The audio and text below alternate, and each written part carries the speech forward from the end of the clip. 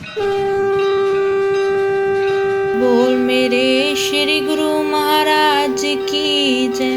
बोलो श्री परमहंस दयाल जी महाराज की जय। ईस्वी सन 1907 में श्री परमहंस दयाल जी महाराज एक बार भक्तों की प्रेम प्रार्थना पर शहजादी मंडी आगरा में पधारे।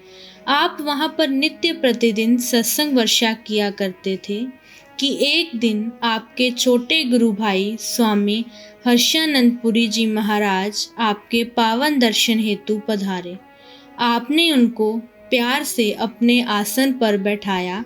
कुशल क्षेम पूछने के पश्चात भक्तों को गुरु भाई के लिए स्नान एवं भोजन की व्यवस्था करने को कहा।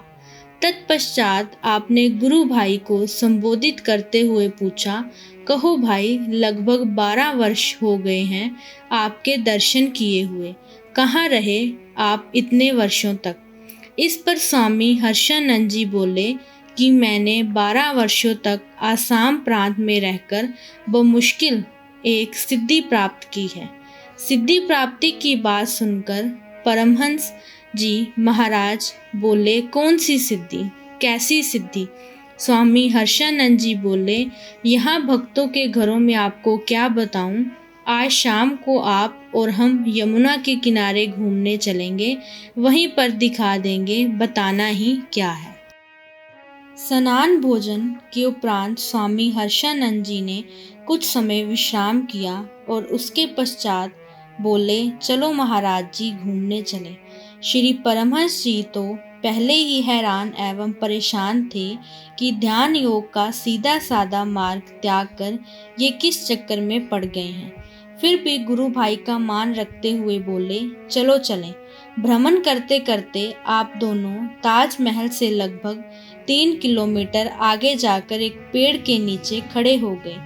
यहाँ पर आकर स्वामी हर्षानंद जी ने कहा, मुझे यहाँ पर कुछ बदबू सी आ रही है, चलो यमुना नदी के उस पार चलें। इस पर श्री परमहंस जी बोले, परंतु भैया, नदी में तो बहुत गहरा पानी है, वैसे भी यहाँ पर बहाव भी बहुत तेज है, बिना नाव के उस पार कैसे जाएंगे। गुरु भाई तो इसी ताक में थे कि अपने बड़े गुरु भाई को ये दिखा सकूं कि मैं कोई आपसे कम नहीं हूँ, मुझे भी सिद्धि प्राप्त है, मैंने यूं ही 12 वर्ष खराब नहीं किए। और वे यूं ही खड़ाम पहनकर नदी के जल पर यूं चल दिए कि मानो ये जल नहीं थल हो। श्री महाराज जी समझ गए कि इस कमबख्त ने 12 वर्ष में मात्र 2 पैसे की ही सिद्धि प्राप्त की है। उनको सही मार्ग दिखाने हेतु आप क्षण मात्र में उनसे भी पहले संकल्प मात्र से नदी के उस पार खड़े हो गए। गुरु भाई की दृष्टि जैसे ही सामने किनारे पर पड़ी तो वे आश्चर्यचकित रह गए कि परमहंस दयाल जी इतना शीघ्र मेरे से पहले कैसे पहुंच गए। आपने उनको संबोधित करते हुए कहा कि जो सिद्धि आपने 12 वर्षों में प्राप्त की है, उसे 2 पैसे में कोई भी नाव वाला करके दिखा सकता है, परंतु आप ये भूल गए हो कि इन 12 वर्षों में आपने कितनी बड़ी अपनी हानि कर ली है। कबीर जी कहते हैं कि कहता हूँ कहे जात हूँ, क्या बजाऊं ढोल, श्वासा खाली जात है, 3 लोक का मोल।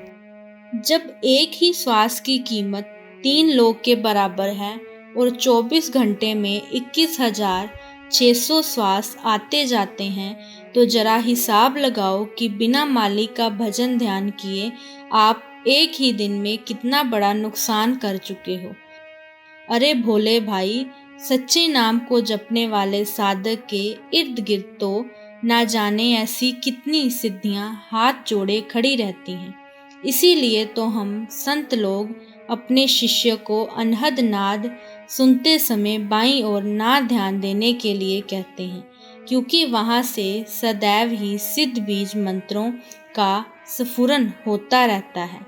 जो कि स्वयं सिद्ध मंत्र है, उन्हें सिद्ध नहीं करना पड़ता।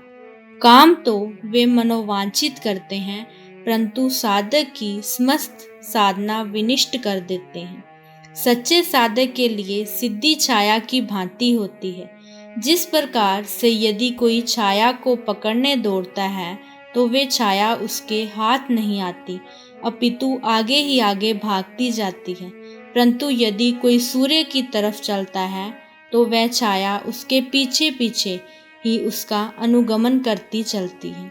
ठीक उसी प्रकार से यदि कोई परम पिता परमात्मा की ओर निष्काम भाव से चलता है तो रिद्धि सिद्धि उसके पीछे पीछे चलती है। श्री परमहंस दयाल जी का परम पावन उपदेशामृत सुनकर स्वामी हर्षानंद जी का हृदय पश्चाताप से भर गया और वह नेत्रों से फूटकर बह निकला। दयालु परमहंस जी ने उन्हें अपने अंग में भर लिया और ये कहते हुए अपने पावन चोले से उनके आंसू पोंछ दिए कि बीती ताही बिसार दे आगे की सुध लै।